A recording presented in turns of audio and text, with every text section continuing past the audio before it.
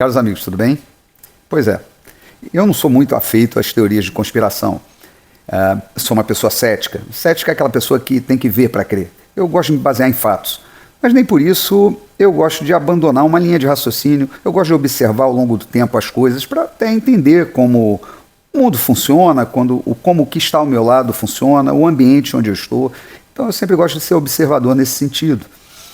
E eu queria falar muito dessa crise sanitária e das últimas informações que chegaram a mim, informações baseadas em fatos, mas que acabam fazendo uma linha de raciocínio que eu gostaria de compartilhar com vocês. Mais uma vez, não creio em teorias da conspiração, mas conspirações existem e a gente tem que ter muito cuidado para entender o que está acontecendo. Bom, há coisa de dias atrás, algumas semanas, o FBI lançou um relatório dizendo, finalmente, que o vírus não tinha sido disseminado de forma natural.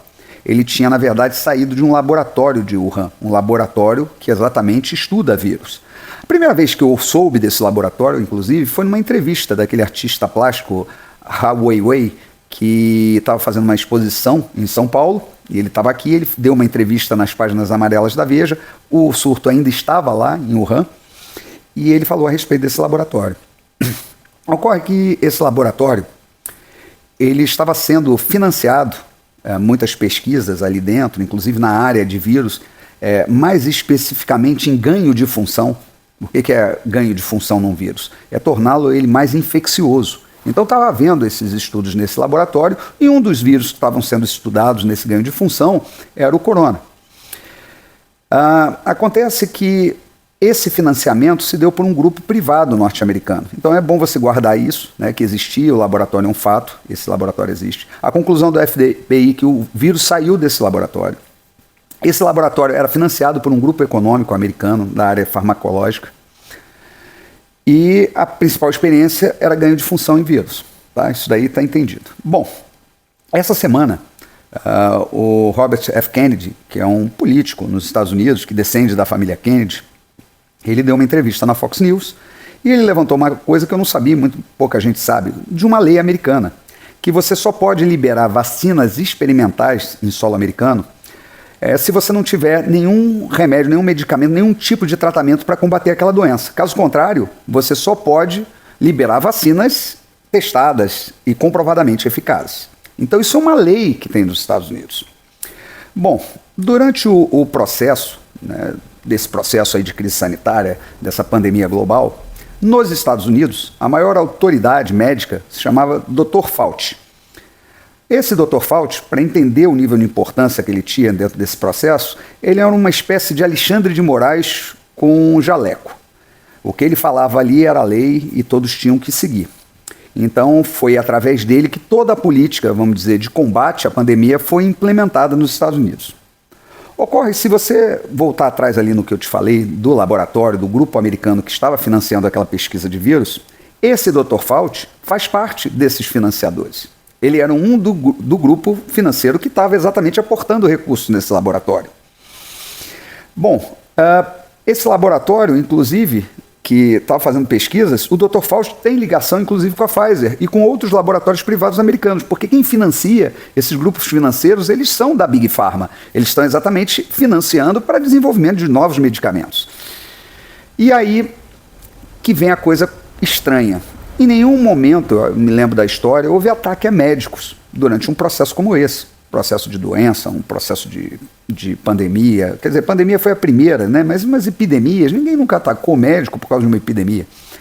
E dessa vez os ataques foram muito fortes, inclusive a medicamentos que estavam sendo utilizados, né? Houve a questão lá de Manaus, que uma experiência que foi levada lá com doses tóxicas de hidroxicloroquina, que levou a óbito vários pacientes. Foi também um prego no caixão de qualquer tentativa de medicamento. Se criminalizou a atividade médica durante esse período em prol de uma vacina experimental.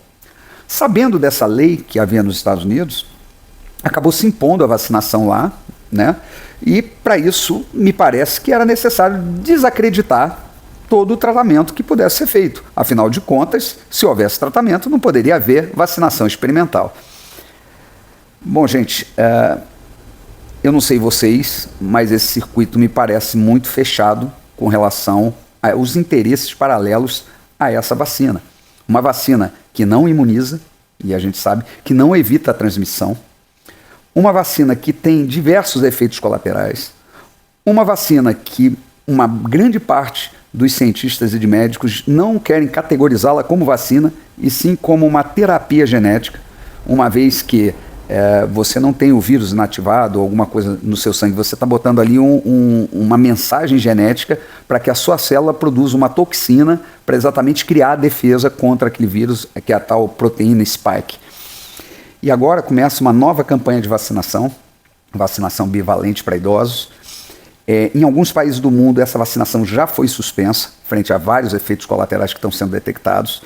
Mas o pior de tudo é que nós estamos vendo um silêncio pavoroso da imprensa. Primeira coisa que a gente ouviu falar essa semana foi a questão aí das máscaras, da ineficácia das máscaras, né, que foi comprovado que elas não foram eficazes.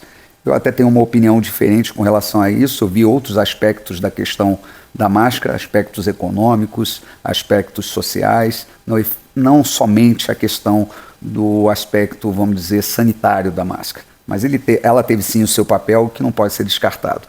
Agora, fica muito curioso, depois que nós vimos também algo que não chega na mídia aqui, que um executivo da Pfizer, durante ali um jantar, ele ainda confessou que eles estão ainda pesquisando as mutações desses vírus, ou induzindo esses vírus a mutações, para desenvolver já vacinas, para se caso esses vírus no futuro mutarem naturalmente, eles já terem a vacina. Ora, gente, eu não quero crer que o escape desse vírus tenha sido algo intencional. Pode ter sido um acidente. Agora, será que os laboratórios vão continuar induzindo, produzindo mutações exatamente para criar vacinas? Para se caso haja alguma mutação natural, eu acho isso muito difícil. Acho muito mais provável outro acidente, e talvez dessa vez não seja um acidente. É muito assustador o que está acontecendo, o que aconteceu, e todo esse silêncio da mídia e toda essa conversa aí.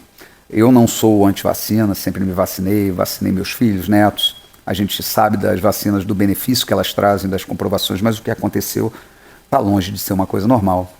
Está longe de ser uma vacinação de fato. E está na hora da gente repensar isso tudo e analisar com muita cautela o que está acontecendo. Eu tenho que confessar que eu não me vacinei, não pretendo me vacinar, e vou aguardar ainda o que vem por aí, o que está acontecendo, porque tive a Covid 2 vezes, uma primeira vez foi mais forte, a segunda foi mais branda, não tive que recorrer ao hospital, na primeira vez me senti muito mal, na segunda já não foi tão ruim, mas eu fico realmente temeroso do que possa acontecer, né, com esses efeitos adversos ao longo do tempo da vacina e com a persistência nesse método, nessa terapia genética, como é que ela vai acontecer, né, o que ela vai acontecer com as pessoas, principalmente com os mais idosos, que estão sendo vítimas, vamos dizer, desse experimento que estão fazendo por aí. Bom, era isso que eu tinha para falar para vocês. Um grande abraço e até a próxima.